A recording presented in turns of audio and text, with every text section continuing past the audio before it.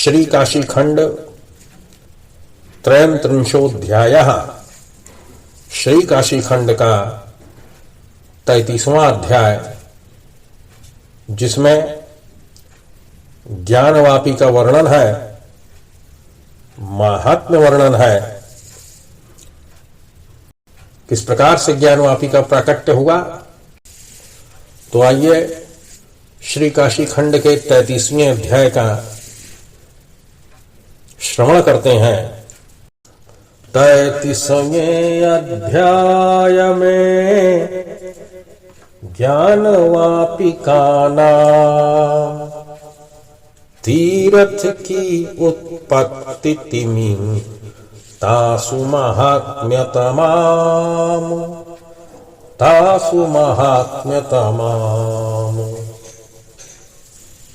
तो स्कंद पुराण के अंतर्गत यही काशी खंड की कथा भगवान विश्वनाथ के मुख से माता पार्वती के गोद में बैठकर श्री कार्तिक भगवान ने श्रवण किया था, और उसी कथा को ज्यों का त्यों श्री अगस्त मुनि को स्कंद भगवान सुना रहे हैं। तो अगस्त जी महाराज भगवान स्कंद से पुनः पूछते हैं कि स्कंद ज्ञानोदतीर्थस्य माहात्म्यं वद साम्प्रतं, ज्ञानवापीं प्रशंसन्ति यतः स्वर्गौ कसोप्लयम्। अगस्त जी ने कार्तिक भगवान से कहा कि हे स्कंद, संप्रति इस समय ज्ञानोद तीर्थ का महात्म्य कीर्तन कीजिए, क्योंकि स्वर्गवासी देवगण भी ज्ञानवापी की बड़ी प्रशंसा करते हैं। ज्ञानवापीं प्रशंसन्ति यतः स्वर्गौ कसोप्लयम्। तो स्कंद जी बोले कि महाप्राज्ञ घटोद्भव, अच्छा तो अब मैं पापहारिणी ज्ञानवापी की उत्पत्ति की कथा करता हूं, आप सुनिए। हे मुने, जबकि पूर्व काल में सत्ययुग वर्तमान हुआ, अब देखिए यहां पर पूर्व काल में प्रथम जब सत्ययुग आया तो अनादि सिद्ध इस संसार में मेघ जल की वृष्टि नहीं करते थे, अर्थात बादल वर्षा नहीं करते थे, नदियां भी नहीं बहती थीं। फिर उस समय में स्नान पान आदि कर्मों में लोग जल को चाहते भी नहीं थे। तब समुद्रों में ही जल का दर्शन होता था। ऐसा उस समय सतयुग के प्रारंभ में समुद्रों में ही जल का दर्शन होता था, और पृथ्वी पर कहीं कहीं मनुष्यों का संचार वर्तमान हो गया था, अर्थात मनुष्य एक स्थान से दूसरे स्थान पर आने जाने लगे थे। उसी काल में ईशान नामक दिक्पाल, ईशान जो कि उत्तर और पूर्व के बीच के स्वामी हैं, उत्तर और पूर्व इन दोनों दिशाओं के बीच का जो कोण है उसको ईशान कोण भी कहते हैं, और ईशान यही उस कोण के, उस दिशा के स्वामी हैं। ये भगवान शंकर के ही अंश से उत्पन्न हुए हैं ईशान। तो वो ईशान जी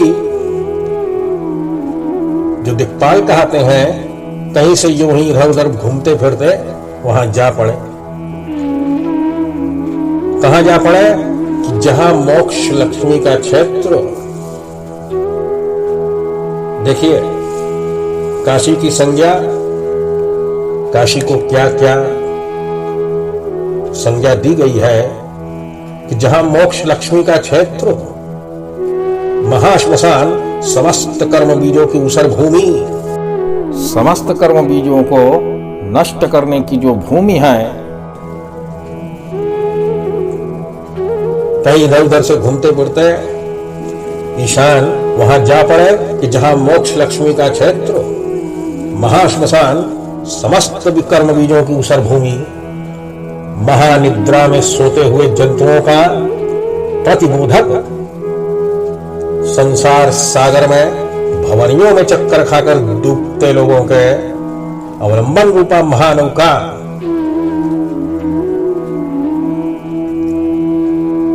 संसार सागर के भंवरियों में चक्कर खाकर डूबते लोगों की अवलंबन रूपा महानौका, आवागमन से बहुत ही थके हुए जीवों का विश्राम मंडप, अनेक जन्म के संचित कर्म सूत्र को काटने वाला छुरा,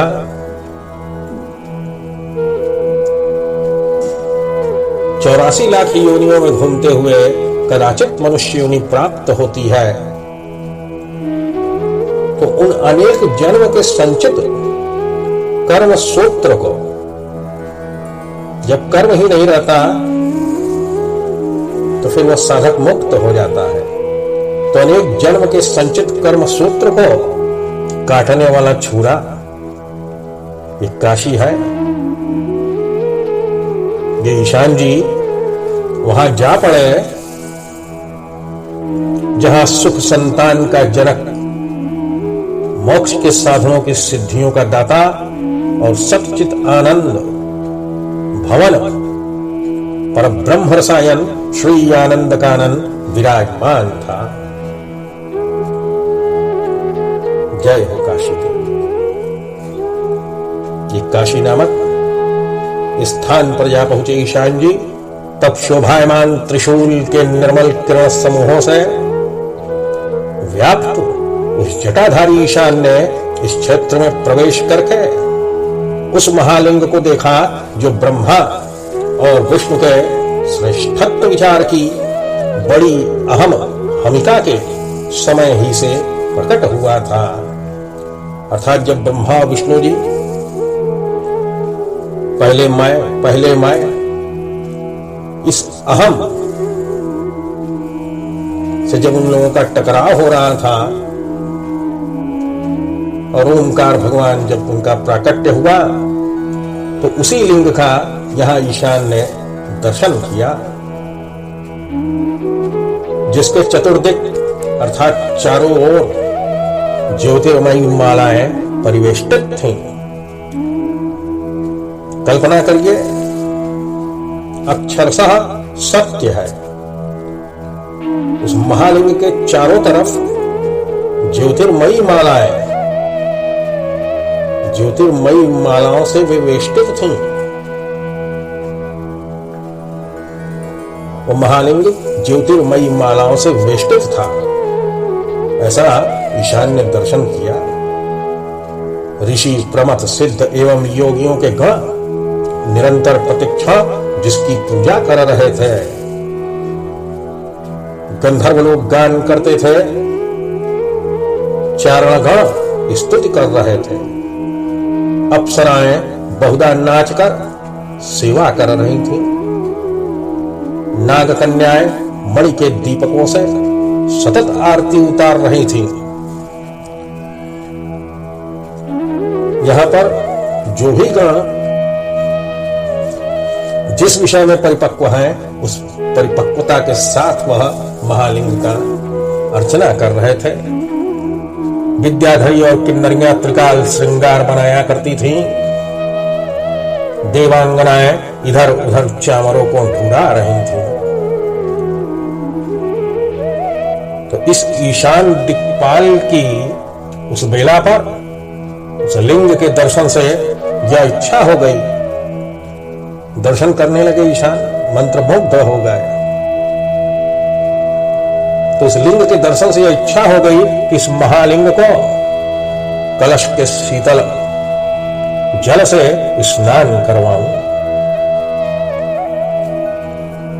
तब रुद्रमूर्ति ईशान ने त्रिशूल से दक्षिण दिशा में अति समीप ही प्रचंड वेग से एक कुंड खोदा, त्रिशूल का आघात किया तो स्कंद भगवान कहते कि मुनिवर, अनंतर उसमें से पृथ्वी मंडल के आवरण रूप और भूमिक प्रमाण से 10 गुनी अधिक होकर जिनके द्वारा यह वसुधा घिरी हुई है वे ही जल निकल पड़े। पृथ्वी से जल का सोता फूट पड़ा। तो हे अगस्त जी, तब उस ईशान दिक्पाल ने अन्य शरीरधारियों से अस्पृष्ट, किसी का उस जल से स्पर्श नहीं हुआ था, तो अन्य शरीरधारियों से अस्पृष्ट अत्यंत शीतल, जड़तापहारक, पापावली नाशक, सज्जनों के चित्त के समान स्वच्छ, आकाश मार्ग के समान कुछ नील वर्ण, चंद्रिका के ऐसे धवल, शंभु नामों की नाई पावन, अमृत के समान स्वादिष्ट, गौओं के अंग के तुल्य सुखस्पर्श, निष्पाप बुद्धिमानों के समान अगाध धीर गंभीर, पापियों के ऐसे चंचल, कमल एवं पाटला के सुगंधों से परिपूर्ण, अदृष्ट पूर्व लोकों के नयन, मनोहारी, अज्ञान रूप संताप से तप्त, ऐसे प्राणियों के एकमात्र प्राण रक्षक, पंचामृत के कलश स्नान से भी अधिक फलप्रद, श्रद्धा पूर्वक आचमन करने वालों के हृदय में लिंग त्रुटय के कारण जनक, इस कूप का जो श्रद्धा पूर्वक जल पीता है उसके हृदय में 3 शिवलिंग उत्पन्न हो जाते हैं। तो काशी खंड में यह वर्णन है कि श्रद्धा पूर्वक आचमन करने वालों के हृदय में लिंग त्रुटय के कारण जनक, अज्ञान तिमिर के सूर्य तुल्य ज्ञान दान के निदान, वहां के स्पर्श सुख की अपेक्षा विश्वेश्वर के अत्यंत सुखकारी, बड़े अवभृत स्नान से भी अधिक शुद्ध विधायक उन जलों के द्वारा ईशान ने सहस्रधार कलशों से प्रसन्न चित्त होकर 100 बार स्नान कराया।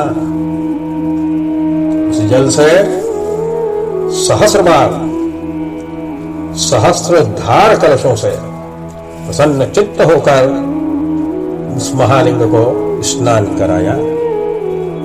अनंतर विश्व विलोचन भगवान विश्वात्मा प्रसन्न होकर उस रुद्र मूर्ति ईशान से कहने लगे कि हे सुब्रत, ततस्तम जटिल ईशान वरम ब्रूहि तपोधन, अदीयम न तवास्त्य महोद्यम परायण।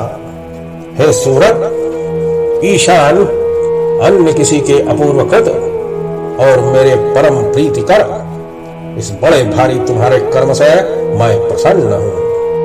अतएव हे तपोधन जटिल, ईशान तुम वर को कहो। हे महोद्यम के परायण, आज तुम्हारे लिए कुछ भी अदेय नहीं है। अदेयम न तवास्तुज्य महोद्यम परायण। तो ईशान ने कहा कि देवेश, यदि आप प्रसन्न हुए हैं और यदि मैं भी वरदान का पात्र हो गया हूं, तो हे शंकर, यह तीर्थ आपके नाम से अतुलनीय हो जावे। तो भगवान विश्वेश्वर बोले कि त्रिभुवन और भूर्भुवः स्वरलोक में जितने तीर्थ स्थित हैं, उन समस्त तीर्थों में यह शिव तीर्थ श्रेष्ठ है। शिव शब्द के अर्थ चिंतक लोग शिव का अर्थ ज्ञान ही कहते हैं। इस तीर्थ में वही ज्ञान मेरी महिमा के बल से द्रव रूप हो गया है। शिवम ज्ञानमिति ब्रूयुः शिव शब्दार्थ चिंतकाः तच्च ज्ञानं द्रवीभूत मिहसे महिमोदयात्। इसलिए यह तीर्थ ज्ञानोद नाम से त्रैलोक्य भर में प्रसिद्ध होगा। इसके दर्शन मात्र से समस्त पाप छूट जाते हैं। इस ज्ञानोद तीर्थ के स्पर्श करने से अश्वमेध यज्ञ के समान फल मिलता है और स्पर्शन एवं आचमन से राजसूय और अश्वमेध दोनों ही यज्ञों का फल प्राप्त हो जाता है। तो फल तीर्थ में स्नान और पितरों का तर्पण करके मनुष्य जो फल पाता है, यहां पर श्राद्ध करने से भी वही फल मिलता है। गुरुवार पुष्य नक्षत्र, शुक्ल पक्ष, अष्टमी तिथि एवं व्यतिपात योग जब हो गए, तब यदि कोई यहाँ पर श्राद्ध करे तो गया श्राद्ध से कोटि गुना, करोड़ गुना अधिक फल प्राप्त होता है। भगवान विश्वनाथ कहते हैं कि पुष्कर तीर्थ में पितृ तर्पण करने से जो फल मिलता है, इस ज्ञान तीर्थ में केवल तिल जल के द्वारा तर्पण करने से उसकी अपेक्षा करोड़ गुना फल अधिक प्राप्त होता है। रामहद कुरुक्षेत्र तीर्थ में सूर्य ग्रहण पर्व पर पिंडदान करने से जो फल प्राप्त होता है, इस ज्ञानोदय तीर्थ में प्रतिदिन वही फल मिलता है। जिन लोगों के पुत्रों ने इस ज्ञान तीर्थ में पिंडदान कर दिया है, वे सब प्रलयावधि शिवलोक में आनंद भोग करते हैं। यदि कोई नरोत्तम अष्टमी और चतुर्दशी को उपवासी होकर इस तीर्थ में प्रातः स्नान एवं जलपान करे तो उसका अंतःकरण शिवलिंगमय हो जाता है। जो कोई एकादशी को व्रत कर इसका 3 चिल्लू अर्थात 3 अंजलि जल पीता है, उसके हृदय में निस्संदेह 3 शिवलिंग उत्पन्न हो जाता है। एकादश्याम पोष्यात्र प्राश्नाति चिबुकत्रयम् हृदय तस्य जायन्ते त्रीणि लिंगानि संशयाम। 3 लिंग उत्पन्न हो जाता है। जो कोई विशेषतः सोमवार को इस ईशान तीर्थ में स्नान, देव ऋषि और पितरों का तर्पण यथाशक्ति दान करके तदंतर बड़े वस्त्र विस्तार से विश्वेश्वर की पूजा और वहां पर भी नाना प्रकार के द्रव्यों का वितरण करते हैं, वह नरक कृतकृत्य हो जाते हैं। यथाकाल संध्या न करने से काललोक का जो पाप होता है, इस ज्ञानोदय तीर्थ में संध्योपासन करने से वह पाप क्षण मात्र में दूर हो जाता है और द्विजाति ज्ञानवान हो जाता है। यही शिव तीर्थ, यही शिव ज्ञान तीर्थ, इसी का नाम तारक तीर्थ और यही निश्चय रूप से मोक्ष तीर्थ कहा गया है। शिव तीर्थमिदं प्रोक्तम ज्ञान तीर्थम मिदं शुभम तारकाख्यमिदं तीर्थम मोक्ष तीर्थमिदं ध्रुवम। इस ज्ञानोदय तीर्थ के स्मरण मात्र से पाप राशि विनष्ट हो जाती है और इसके दर्शन, स्पर्शन, स्नान पान करने से धर्मादि पुरुषार्थ के चतुर्वर्ग का फल लाभ हो सकता है। इस शिव तीर्थ के जल देखने ही से डाकिनी, शाकिनी, भूत, प्रेत, दैताल, राक्षस, ग्रह, कूष्मांड, झोटिंग, कालकर्णी, बालग्रह, ज्वर, अपस्मार अर्थात मृगी, विस्फोटक, चेचक, शीतला, अंतर्या, चौथिया आदि सब शांत हो जाते हैं। डाकिनी, शाकिनी, भूत, प्रेत, बेताल, राक्षसाः, ग्रहा, कूष्मांड, झोटिंगा, कालकर्णी, शुग्रहाः, जरापस्मार, विस्फोट, द्वितीयक चतुर्थकाः सर्वे प्रशममायान्ति शिवतीर्थ जलेक्षणात्। जो बुद्धिमान इस ज्ञानोत्तीर्थ के जल से शिवलिंग को नहवाता है, उसे समस्त तीर्थोदक के स्नान कराने का फल अवश्य ही प्राप्त हो जाता है। भगवान विश्वनाथ कहते हैं कि इस स्थान पर ज्ञान रूपी मैं ही द्रव मूर्ति धारण करके लोगों की जड़ता का नाश और ज्ञानोपदेश करता रहूंगा। इस प्रकार से वरदान करके भगवान शंभु वहीं पर अंतर ध्यान हो गए और उस जटिल रुद्र मूर्ति श्यान ने भी अपने को कृतार्थ माना एवं उस परम उत्तम जय को पान कर उत्कृष्ट ज्ञान लाभ किया, जिसके द्वारा ब्रह्मानंद प्राप्त हुआ है। तो स्वामी कार्तिकेय कहने लगे, हे कलशोद्भव, अगस्त्य मुनि इस ज्ञानवापी पर एक बार बड़ी विचित्र घटना हो गई थी। उसका पुरातन इतिहास कहता हूं, श्रवण कीजिए। पूर्व काल में हरिस्वामी नामक एक ब्राह्मण काशी में रहते थे। उनको एक कन्या उत्पन्न हुई जो पृथ्वी पर सौंदर्य में अनुपम थी। उसके समान शील संपत्तिशालिनी उस समय भूतल पर कोई भी नहीं थी। समस्त कलाओं में चतुर और कोकिल से भी अधिक सुरीली बोली बोलती थी। न कोई नारी, न देवी, न किन्नरी, न विद्याधरी, न नाग कन्या, न गंधर्व कन्या, न दैत्य कन्या, कोई भी उसके समान नहीं थी। और समस्त सुंदरता की भूमि और शुभ लक्षणों की खानी हो गई थी, मानो अंधकार सूर्य के भय से उसके माथे पर, उसके बालों में जा छिपा था। मुख देखने से जान पड़ता था मानो अमावास्या में नाश हो जाने के डर से चंद्रमा उसके मुख का शरणागत हुआ है, और वह दिन में भी चंड रश्मि सूर्य के भय से वहां ही पड़ा रहता है। उसकी भौवें मानो भ्रमण पंक्ति के समान गंडपत्रलता के मध्य में ऊपर नीचे उड़ने का अभ्यास कर रही थी।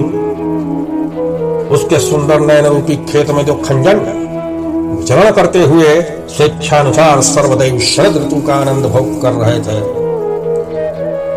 उस सुगति के दंत पंक्ति रूपी पत्रों पर मानो पंचबाण ने सुनहली रेखा खींच रखी थी, क्योंकि चंद्रमा में भी ऐसी रेखा कहां है।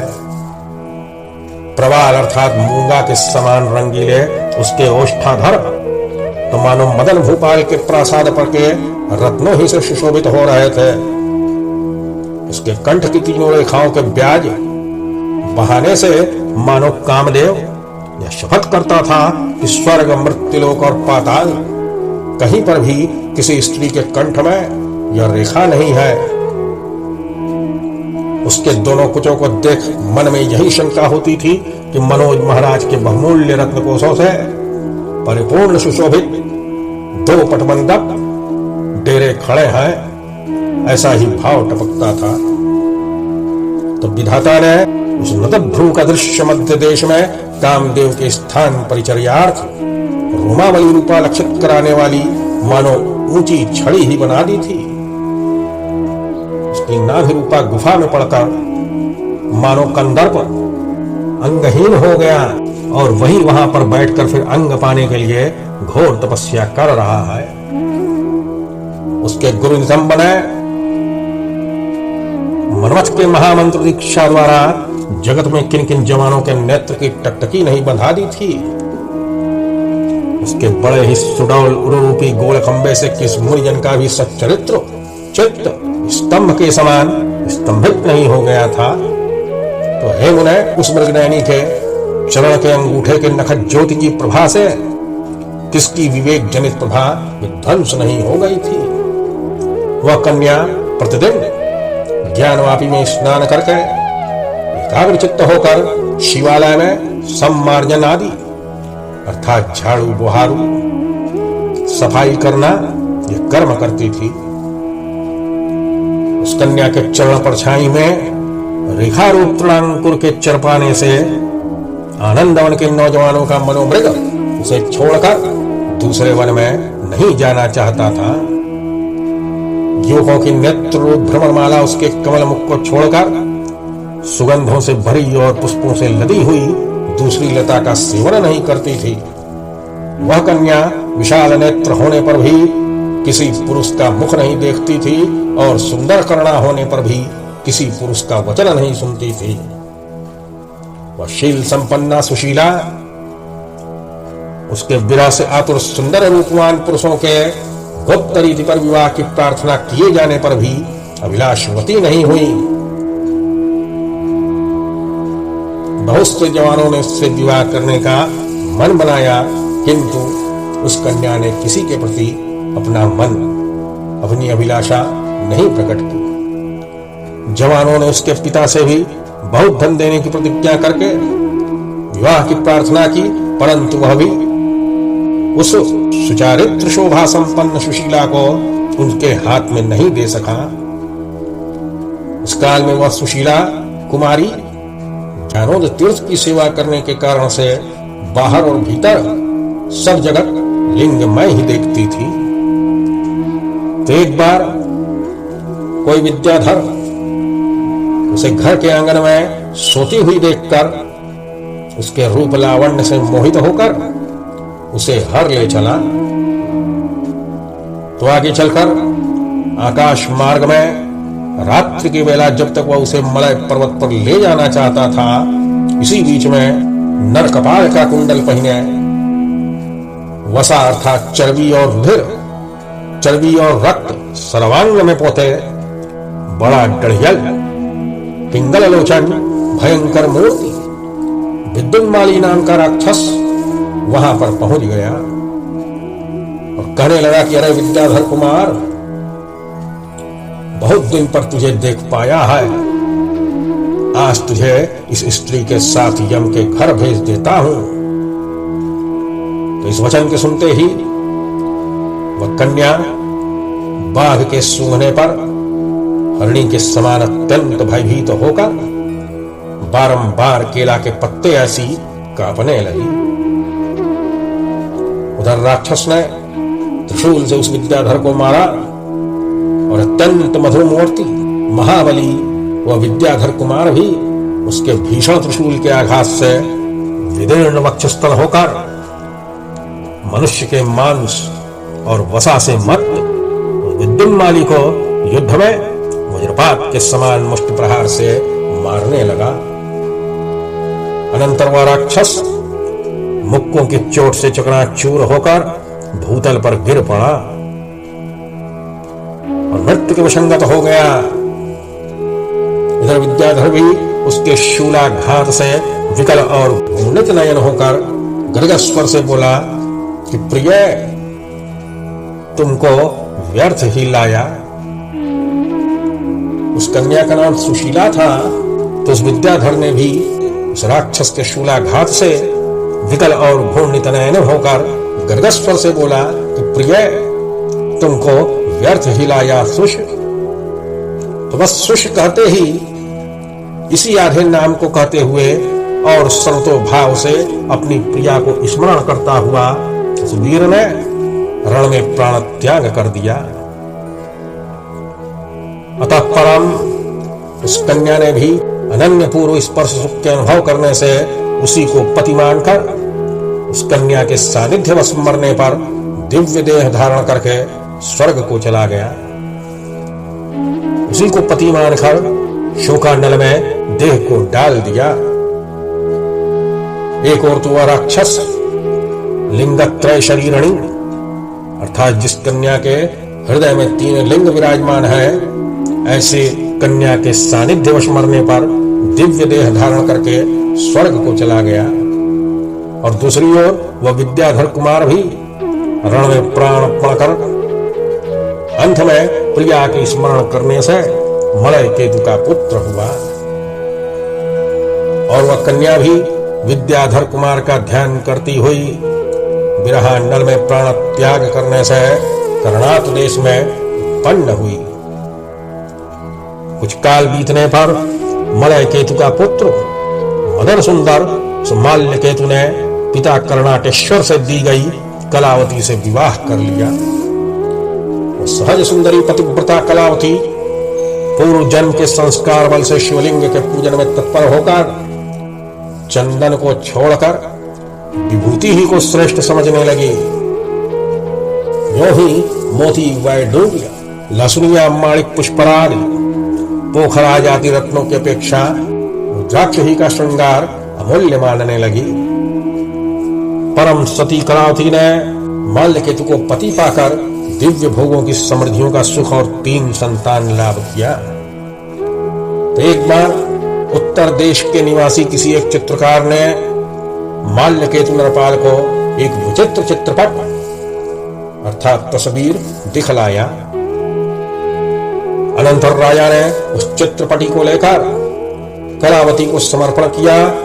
वह उस रम्य चित्रपटी में अपने प्राण देवता को एकांत में बारंबार देखती देखती आनंद से पुलकित होकर समाधि में बैठी हुई योगिनी की नाई अपने को भी भूल गई। अनेक क्षण के अनंतर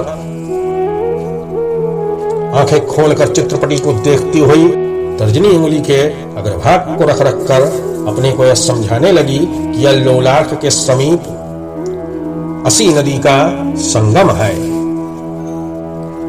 आगे की ओर आदिकेशव के पदतल में यह सरिद्वरा वर्णा नदी है।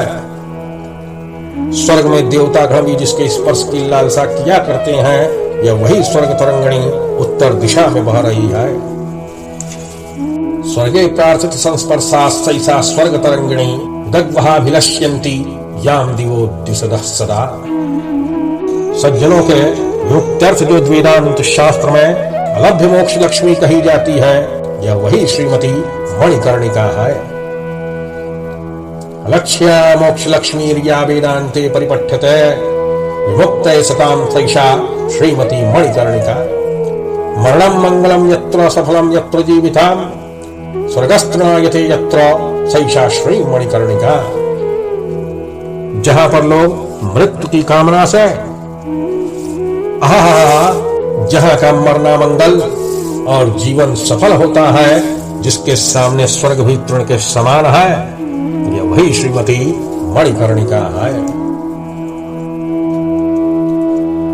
वह कन्या उस तस्वीर पर अपनी उंगली को रख रख कर यह बारंबार विचार कर रही थी कि जहां पर लोग मृत्यु की कामना से समग्र संपत्ति के संभार को दान कर कंदमूल भोजी हो पतिव्रतावलंबन पूर्वक रहते हैं, जिस भूमि में भगवान हर अपने मस्तक स्थित बालचंद्र के प्रकाश से मुक्ति मार्ग को दिखलाते हुए त्रिमार्ग गंगा के तट में मृत लोगों को अन्वेषण करते रहते हैं, जिस स्थल पर स्वयं शंकर द्रवार संसार सागर से पार उतार देते हैं मनुष्यगण, जिनको कर्णधार खेवैया पाकर मृत होने पर भी अमृत मुक्त हो जाते हैं, जहां की करुणा सागर महेश्वर के करणे जप हो जाने से, करुणा सागर महेश्वर के करणे जप अर्थात कर्ण में जो वो तारक मंत्र देते हैं, तो महेश्वर के करणे जप हो जाने से संसार रूपी दृढ़ मार्ग अत्यंत दूर नहीं रह जाने पाता। जहां पर लोग अनेक जन्म के संचित बड़े ही पुण्य बल से अंतकाल में भवतापहारी भगवान भवानी पति को गुरु पा जाते हैं, करणे जप पा जाते हैं, जिसके प्रभाव से बड़े बुद्धिमान जन क्षेत्र संन्यास लेकर यमराज को भी तृणत मानने लगते हैं, यह वही श्रीमती मणिकर्णिका है। स्वीकृत क्षेत्र संन्यासम यद्बलेन महाधियाः तृणं कृतांत मन्यन्ते सेयं श्री मणिकर्णिका। यह वही श्री मणिकर्णिका है, जहां पर राजर्षि सत्तम हरिश्चंद्र ने सपत्नीक अपने शरीर को तृणवत बेच डाला था, यह वही स्थान है। वैकुंठवासी लोग भी जहां के बालका को कोमल शैया के समान चाहते रहते हैं, जहां पर जीवगण अनेक जन्म जनित कर्मसूत्र के बंधन को काटकर मुक्त हो जाते हैं, एवं सत्यलोक के निवासी लोग भी जिस स्थान को महानिद्रा अर्थात मृत्यु के लिए निरंतर प्रार्थना करते रहते हैं, यह वही श्री मणिकर्णिका विराजमान है। यह वही कुलस्तंभ कलुआ बालाट है, जहां पर श्री काल भैरव दारुण यातना दिखलाते हुए क्षेत्र में पाप करने वालों का शासन करते हैं। अयम हि सकुल स्तंभो यत्र श्री काल भैरवः क्षेत्र पाप कृतः शास्ति दर्शनं तीव्र यातनाम् अन्यत्र विहितं पापं नश्येत् काशी निरीक्षणात् काश्यां कृतानां पापानां दारुणे जन्तु यातना। दूसरे स्थानों का किया हुआ पाप काशी के देखते ही विनष्ट हो जाता है, परंतु काशी में किए हुए पापों के लिए यह घोर भैरवी यातना भोगनी ही पड़ती है।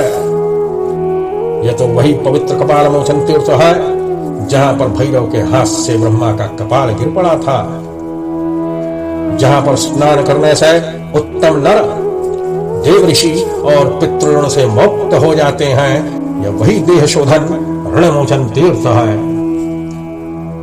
प्रणव नामक पर ब्रह्म जहां पर नित्य ही प्रकाशमान रहते हैं, पंचायतन के सहित अद्भुत शक्तिमान यह भगवान ओंकारेश्वर है। प्रणवाख्यम पर ब्रह्मा यत्र नित्यं प्रकाशते स पंचायतनोपेत ओंकारेशो यमद्भुतः। अश्च उश्च मकारश्च नादो बिंदश्च पंचमः पंचात्मकं परब्रह्म यत्र नित्यं प्रकाशते एषामत्स्योदरी रम्या स्नातो मानवोत्तमः मातुर्जातोर्दर्दरीं नवशे देश निश्चयः। जहां पर अकार उकार मकार नाद और बिंदु ये पांचों ओंकार मध्यवर्ती पंचात्मक पर ब्रह्म नित्य ही प्रकाशित रहते हैं। ये वही रम्य मत्स्योदरी तीर्थ है जिसमें स्नान करने वाले उत्तम मनुष्यगण फिर कभी माता के उदरदरी में प्रवेश नहीं करते। यह बात निश्चित है। देशांतर में स्थित भी निज भक्त जन को त्रिलोचन बनाने वाले कृपाल भगवान यही त्रिलोचन है। वह कन्या दूसरे जन्म में उस चित्र को देखकर, उस काशी के चित्रपट को देखकर उस पर उंगली रख रख कर यह सोच रही थी। यह कामेश्वर देव है जो सज्जनों के सकल कामों को पूरा करते हैं। जहां पर दुर्वासा ऐसे क्रोधी ऋषि ने भी अपनी कामना के महोदय को प्राप्त किया था, यहां पर महेश भक्तजनों की कामना सिद्धि के लिए स्वयं लीन होकर बैठे रहते हैं।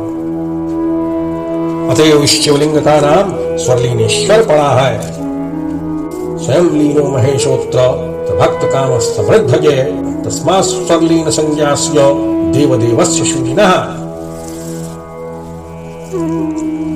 वाराणसी में क्षेत्राभिमानी भगवान महादेव जो पुराणों में पढ़े जाते हैं, यह उन्हीं का विचित्र प्रासाद दृष्टि पड़ता है। यह स्कंदेश्वर देव है।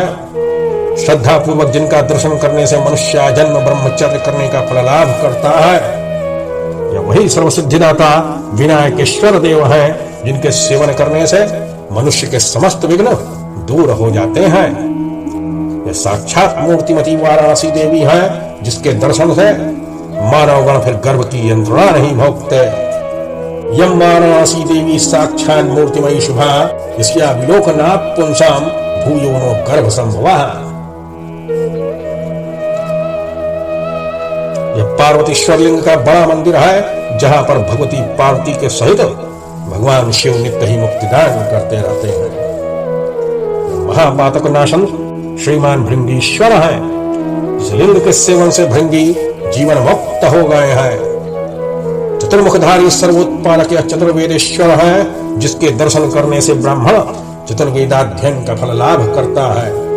चतुर्वेदेश्वरश्चैव चतुर्वेदधरो विधि लभेद्यद्वीक्षणाद् विप्रो वेदाध्ययनजं फलम्। इस लिंग को यज्ञों ने स्थापित किया है और जिसका पूजन करके मनुष्य समस्त यज्ञों का महत् फल पाता है, यह वही यज्ञेश्वर है।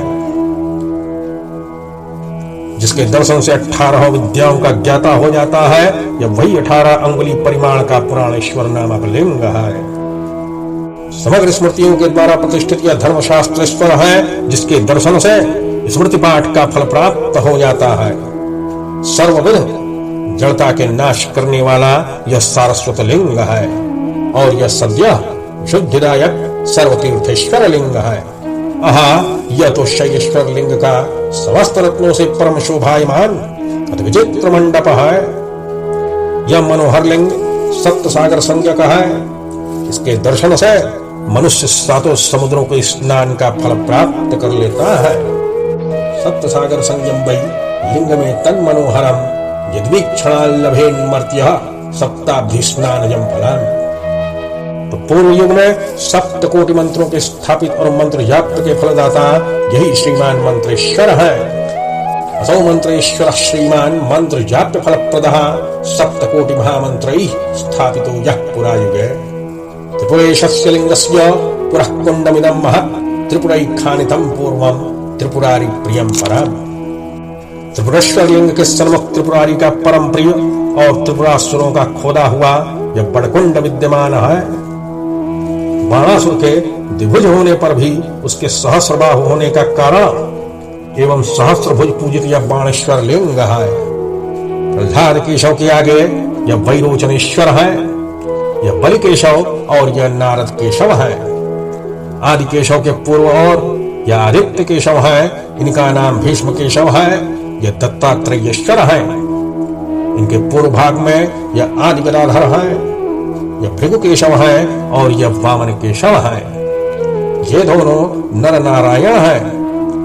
यह यज्ञवाराह केशव है यह विराट नारसिम्हा है और यह गोपी गोविंद देव है। प्रहलाद ने जिसके प्रसाद से इंद्र के पद को प्राप्त किया था, उसी लक्ष्मी नृसिंह का यह रत्न केतन मंदिर है। पुरुषों की यह खर्व बड़ी सिद्ध के दाता यह खर्व विनायक है। आगे शेषनाग के स्थापित यह शेष माधव है, जिसके भक्त प्रया नल से भी दग्ध नहीं होते शंखासुर को मारकर यहाँ पर यह शंख माधव अवस्थित है। परब्रह्म रसायन सरस्वती का सोता है, जहां पर महानदी गंगा से सरस्वती का संगम हुआ है। यहाँ पर स्नान करने से मनुष्य को फिर भूतल पर जन्म नहीं लेना पड़ता। यह श्री बिंदु माधव है जो सर्वश्रेष्ठ और साक्षात लक्ष्मीपति है। त्राप्युता नरा भूय संभवंती न भूतले श्री बिंदु माधवस्तेषः साक्षात लक्ष्मीपति परः। मनुष्य श्रद्धापूर्वक जिनको प्रणाम करके न तो गर्भागार में वास करता है, न दरिद्रता को प्राप्त होता है और न व्याधियों ही से कभी पीड़ित होता है। यमराज भी बिंदु माधव के भक्त को प्रणाम करते हैं, जो नादबिंद स्वरूपी एकमात्र परमात्मा है और जो अमूर्त पर ब्रह्म है, यह वही बिंदु माधव है। पंच ब्रह्मात्म संज्ञक यह पंचनद तीर्थ है, जहां पर स्नान करने से पंचभूतमय शरीर धारण नहीं करना पड़ता। मनुष्य जिसके प्रसाद से काशी में इस लोक और परलोक का परम मंगल प्राप्त करता है, यह वही मंगला गौरी है। यह ज्ञान रूपी अंधकार के ध्वंसक मयूखादित्य संज्ञक सूर्य नारायण है। दिव्य तेज के दाता गभस्तीश्वर का यह महालिंग है। इसी स्थान पर मार्कंडेय मुनि ने अपने नाम से आविष्यप्रद लिंग स्थापन करके पूर्व काल में बड़ी तपस्या की थी। यह त्रैलोक्य विश्रुत किरणेश्वर लिंग है, जो एक बार भी प्रणाम करने से सूर्य लोक में पहुंचा देता है। यह पातकों का धो देने वाला धौत पापेश्वर लिंग है। भक्तों के निर्माण कारक यह निर्वाण नारसिम्हा है। यह महामणि भूषण मणिप्रदीप नाग है। इनके पूजन करने से मनुष्य कभी सर्पों से पीड़ित नहीं होता। यह कपिल ऋषि का स्थापित कपिलेश्वर लिंग है। इसके दर्शन से नर को कौन कहे, बानर भी मुक्त हो जाते हैं। यह प्रियव्रतेश्वर का बड़ा लिंग प्रकाशमान है, जिसके अर्चन करने से प्राणी सर्व जंतुओं का प्रिय हो जाता है। कलि और काल के दुखहारी श्रीमान कालराज का मणिमाणिक्य रचित यह उत्तम मंदिर है, जो काल भैरव पाप भक्षण होकर अपने भक्त जनों की पाप से रक्षा करते रहते हैं और क्षेत्र के विघ्नकर्ता पापियों को सैकड़ों ही पीड़ा देकर बाहर कर देते हैं। रमणीय मंदाकिनी यहाँ पर तपस्या करने को आई, परंतु काशीवास के सुख को पाकर आज तक स्वर्ग में फिर नहीं जाना चाहती। इसमें यथाविधि स्नान और पितृ तर्पण एवं श्राद्ध करने से पापी नर को भी नरक नहीं देखना पड़ता। काशी में जो सहस्रशः लिंग है, उनमें रत्नभूत या रत्नेश्वर नामक लिंग है। रत्नेश्वर की दया से अनेकशः रत्नों का भोग करके पुरुषार्थों में महारत्न निर्माण पर किसने नहीं पाया है। यह कृत्तिवासेश्वर के बड़े शिवालय की रचना है। मनुष्य जिसे दूर से भी देखकर शिवपद को प्राप्त करता है। तो यही कृत्तिवासेश्वर समस्त लिंगों के शिरो रूप है। ये जो लिंगात्मक पूरी काशी लिंगात्मक है, यही विश्वनाथ है। पूरी काशी पंचकोशात्मक महालिंग है, यही विश्वनाथ है। तो यहाँ उस कन्या ने उस चित्रपट पर अंगुली रख रख कर समस्त लिंगों का, समस्त विग्रहों का स्मरण कर लिया। यहाँ पर उसने यह समझाया कि मनुष्य जिसे दूर से भी देखकर शिवत्व को प्राप्त करता है, यही कृत्तिवासेश्वर समस्त लिंगों के शिरो रूप है। अर्थात विश्वनाथ का शिर कृत्तिवासेश्वर है, काशीनाथ का शिर यह कृत्तिवासेश्वर है। ओमकारेश्वर ही जिसकी शिखा है, त्रिलोचन ही जिनके नेत्र है, गोकर्णेश्वर और भारभूतेश्वर दोनों कान है, विश्वेश्वर और अविमुक्तेश्वर ये ही दोनों दक्षिण हाथ हैं, और धर्मेश्वर और मणिकर्णिकेश्वर ये दोनों बाएं हाथ हैं। कारेश्वर और कपर्दीश्वर ये दोनों निर्मल चरण है। ज्येष्ठेश्वर नितंब है, मध्यमेश्वर नाभि है, आदि महादेव जटाजूट है, श्रुतेश्वर शिरोभूषण है, चंद्रेश्वर हृदय है, केवल पीरेश्वर आत्मा है, केदारेश्वर लिंग है और शुक्रेश्वर, शुक्र अर्थात वीर्य कहे गए हैं।